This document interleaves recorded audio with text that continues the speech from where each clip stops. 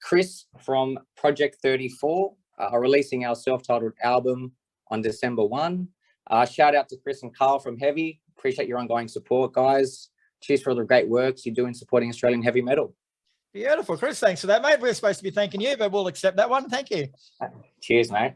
All right. So Project 34 are releasing Prayer, which is the upcoming second single taken from your self-titled album on November the 1st. So start off with, man, tell us a bit about that track and what we can expect from it. Sure, Chris. So, look, Prayer is a very special track for us. So that one was written by myself, Renee, and our dear friend, Matthew Walker.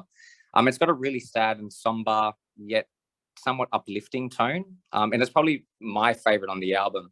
It's one of those more unique songs in terms of its direction. I've tried to make the vocals as passionate and emotive as I could. And I hope it portrays a feeling we're trying to convey. So I'm not too sure if you watched the video, but there's a very strong anti-suicide message or theme throughout the song. And I feel the lyrics and the video represent that really, really well. The video is pretty confronting. It'll be difficult for some to watch. However, it'll be a bit of an eye-opener for some others. So, look, we really feel it's got the potential to change a life or impact a life. And having lost many friends and family to suicide, we just felt it really pertinent to discuss the topic, mate, especially in this time where obviously mental health is of significance, given what we've been through over the last 2 years in particular. So if you get a chance, I highly recommend viewing the video. It was produced by Jess Tobin and Intitular Creative. And we trust our audience will resonate with it. So shout out to Jess and Intitular. Very good, mate. And Prayer actually follows on from the first single, Heritage, which came out earlier this month. So are the two songs connected in any way? Yeah, look, they're somewhat connected. The desert landscapes present in Sunrise and the Heritage videos are also present in the video for Prayer, albeit they're representing a bit of a purgatory or limbo in Prayer. However, the tones of the tracks are not so connected, to be honest, mate. And you'll hear very different directions between the two singles. We did this intentionally to really express the broad nature of the album. So we'd varied those two releases accordingly. Yeah. And the self-titled album comes out on December the 1st. And I know it's been a lot of work putting it together, mate. So are you more relieved or excited, nervous, all of the above about it finally coming out? Yeah, man. Look, to be fair, we're looking at releasing the album in 2021. How we had a few speed humps and hurdles with the video for Prayer. We were doing that during the lockdowns.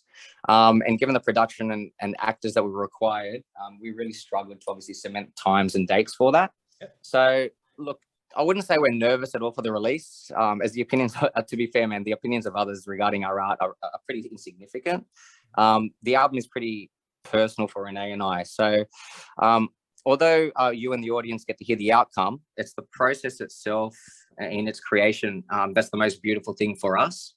So, I'll give you an example. I can still remember the evening we wrote Prayer, man. I've actually got a video online of Renee playing the original cello line from the evening, which she did on the keyboard. And it's those memories and emotions that we felt in that particular moment that are really significant for us. So if only one person resonates with that emotion, we feel we've hit the mark, mate. And talking about the process, how long has it been? I know it's been a good couple of years for you. It has. It's actually been a few years. A bit of a stop-start for this one. Look, given the extensive personnel, we're pretty much governed by other people's schedules. Right. And like I said, we're pretty particular with some of the performances. Like the drums in particular probably took the longest in terms of their production and performance. We're pretty particular with them, but I feel the percussion is of significance with this release. So look, a shout out to David Peters. He did an absolutely amazing job, and he's featured across most of the tracks. So the time frame was well and truly worth it in the end. But yeah, mate, overall, look, a few year period, given obviously lockdowns, COVID, and just ensuring that we fit in with everybody's schedules. Right. And the album itself is split into 3 different chapters, mate. So can you run us through each one and its significance to the overall story arc? Yeah, look, as we touched on in the previous interview, the album represents the life of man from sunrise to sunset, and the journey, trials and tribulations that Renee and I have personally felt and I guess observed during the course of one's life. Look, I'll give you an example. Like chapter 1, Sunrise, the way I see it is one is born. It's the commencement of the repeating cycle of life. We then move on to walking. One learns to walk, and then one is influenced by his or her surroundings and heritage. That is our parental influence. Initial schemas are directly associated with that cultural lineage. Look, then we move on to chapter 2, where we explore a little bit more of the development of spirituality, if any religion, the turmoils associated with understanding oneself through that process. And that can sometimes lead to insanity, reflection, and ultimately regret. Obviously, as you're aware, they're titles of the tracks in chapter 2. And then in chapter 3, we explore time and its endless cycle. So it ends with death and sunset, which will ultimately spawn a new sunrise. And does like having those separate, distinct chapters affect what songs you can actually release as singles, or are they written so that they can also be standalone? Yeah, not at all, man. So although we separated into 3 chapters, the album's to be listened in its entirety as one piece. So even though the tone is somewhat distinct between each chapter, the whole album sort of has its overall tone. And I'm sure you'll identify this if listened from start to finish. Yeah, cool. And overall, like, this is Project 34's 3rd album. So why is now the right time to lend your name to it and make it a self-titled album? Yeah, fair question. Look, the first release was a bit more of a demo, whilst the second was a bit more of an EP. I mean, we released them as albums simply given their length. Yeah. However, they were never really intended to be seen that way. So they were more of an introduction on our sound, which has now culminated to this new self-titled release. So look, for us, the new album stands for everything Renee and I were trying to achieve when we initiated the project, and it's pretty much the epitome of what we were trying to achieve with Project 34.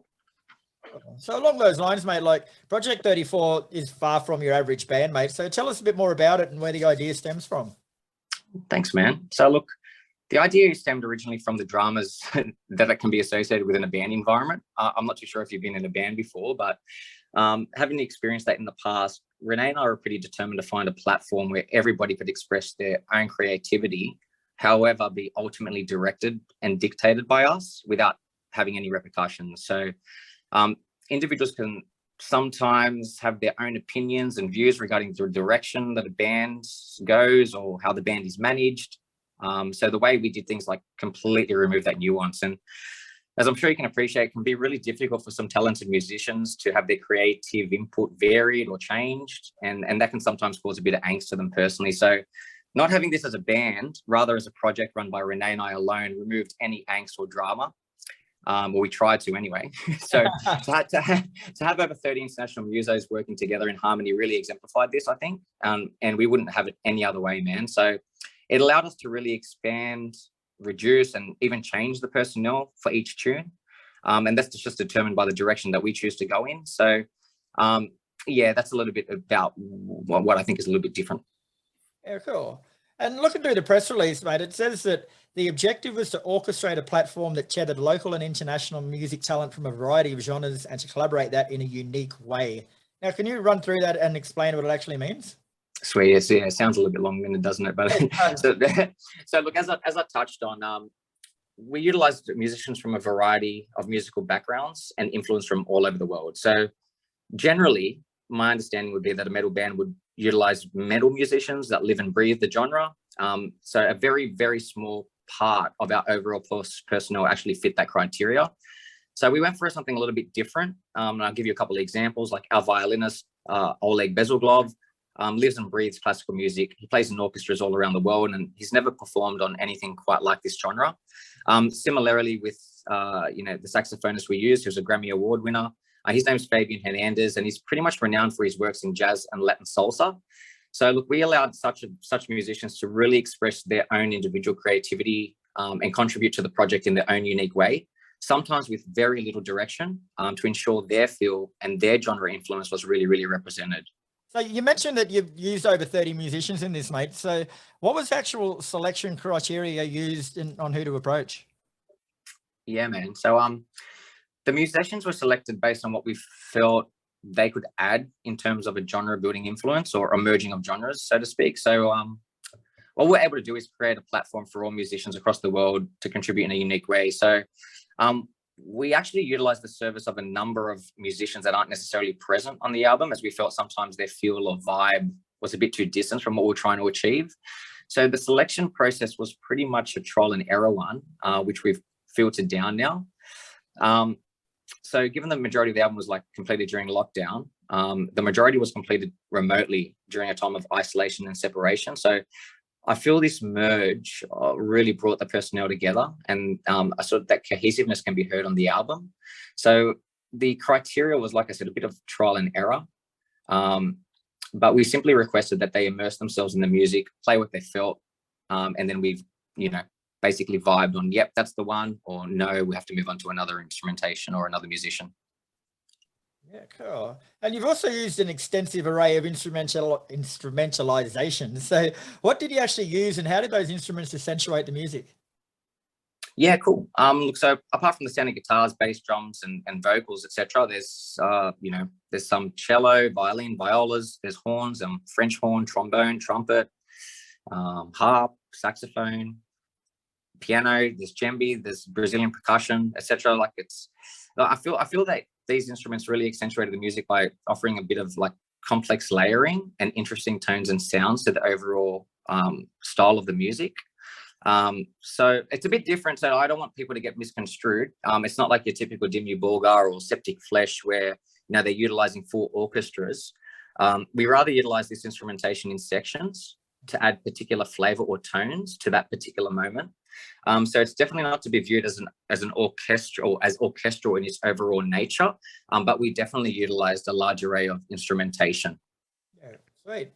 So this comes out, the album comes out on December the 1st, as we mentioned, but you don't seem to me like the type of guy, or you or Renee, just to sort of sit up by and do nothing. So what's next for Project 34? You got anything else in the wind? We do, man. So we currently have an EP in the works, and we've been collaborating with the acclaimed already nominated Forrester Saville, who's producing the EP and also performing on it. So the last year and a half has actually been really focused on this, to be fair, to the point where I literally forgot about this album, as bad as that sounds. So the EP personnel has been pretty tight knit. So obviously we had over 30 for the self-titled album, but we've reduced it back to around 10, and really honing in on a specific style moving forward. So we've got some additional musicians. So we've added Deleta Pleza on clean vocals. We have an addition of feature from Nadi Narizian on piano, Carl Ebbing from our previous band, Sanctium, and we've actually got drums which are being completed by Aaron Sterling, and we've also got a feature from Lucius Orich from COD to tie out the EP. So this will be, I'll be honest, man, it's going to be a bit of a shock to our audience as the sounds evolve considerably, and it leans itself away from the dark heavy metal which this self-titled album portrays. So we should have this completed probably March 23, and we'll look to release it around June 23. And we'll definitely keep up to date with this on socials. But for Renee and I, this pretty much represents the beginning of a new journey in a new world of music. So we're really, really, really excited about the EP. Not to take away from this album, because it's, as I said, it's very, very personal for us. But the last year and a half has been pretty hard at work with this EP. Good stuff. Well, it's been a pleasure speaking with you again today, Chris, as per usual. But the self-titled album is out on December the 1st, with Prayer coming out on November the 1st. So keep an eye out for that, mate. But congratulations on what you've achieved so far, mate. It's pretty exciting stuff. Thanks, Chris. I really appreciate it, mate. Like I said, thanks for the ongoing support, Heavy, and all the support you give Australian music. You're more than welcome, my friend. You take care, man. Cheers. Thanks.